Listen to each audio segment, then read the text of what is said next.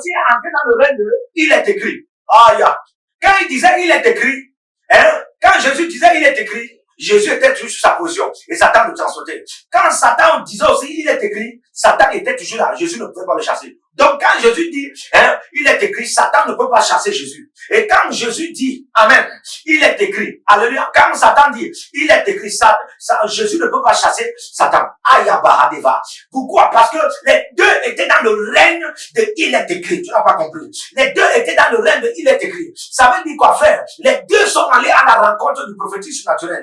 Est-ce que je parle à quelqu'un? Ou d'où seulement la raison pour laquelle Christ a pu gagner dans ce règne, c'est parce que bien aimé, à une certaine dimension, il a utilisé l'autorité. Il a utilisé son autorité, que ça c'est même quoi?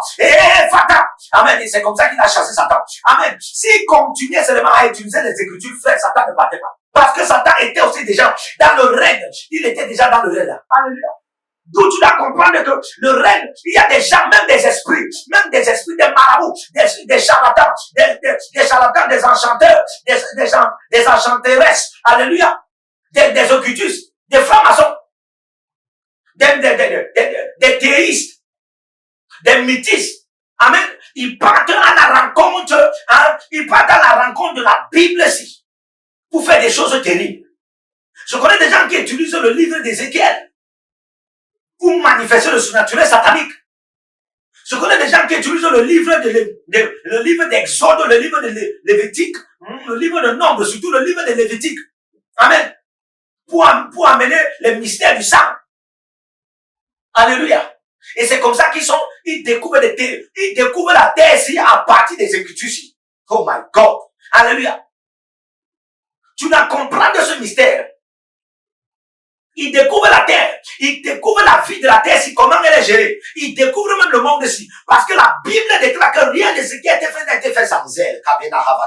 Tu dois comprendre que tout ce qui vit sur la terre, et même la terre, a été fait par la parole. Et cette parole est dans ces Écritures. Et en d'autres termes, tout ce qui a été fait est sur la terre, ce qui est déjà sur la terre, c'est de manière physique, ou bien même de manière spirituelle, est aussi dans ces Écritures. Tu ne peux pas mieux connaître la terre ici. Tu peux pas mieux connaître le monde. Tu peux pas mieux connaître les hommes. Tu peux pas mieux connaître, alléluia, les astres. Tu peux pas mieux connaître la lune et le soleil. Amen. Comme la parole de Dieu. Tu as besoin d'aller à la rencontre prophétique des Écritures, surnaturelles. Et à partir d'aujourd'hui, je vais te catapulter dans ce règne au nom de Jésus par le feu. Tu vas entrer by fire, by force dans ce règne au nom de Jésus. Église, tu ne peux pas, écoute-moi, église de la francophonie, ou bien église de l'anglophonie, tu as besoin de cette grâce. Tu as besoin de cette grâce. Alléluia. Ce qui a permis en sorte que nos pères de la foi, nos pères dans le ministère, nos pères dans la marche avec Dieu, parviennent à résister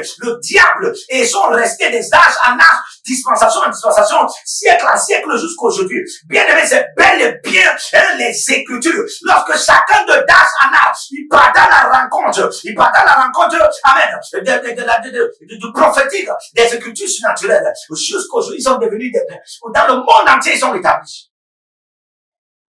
Le problème avec cette nouvelle génération, c'est qu'ils cherchent la puissance. Ils cherchent la puissance en donnant les dîmes.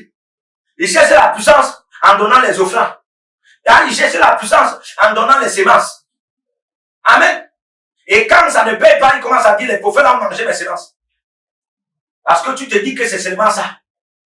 Amen. Payer la dîme, les enfants, les semences, les prémices, c'est très bien. Mais tu dois comprendre ce que c'est que. Où est-ce que ta destinée est? Un prophète ne peut pas connaître ta destinée comme un verset biblique qui est destiné à parler de toi. Il n'y a pas à te parler. Tu vois la dimension de la parole de connaissance. Les Écritures connaissent la parole de connaissance. Amen.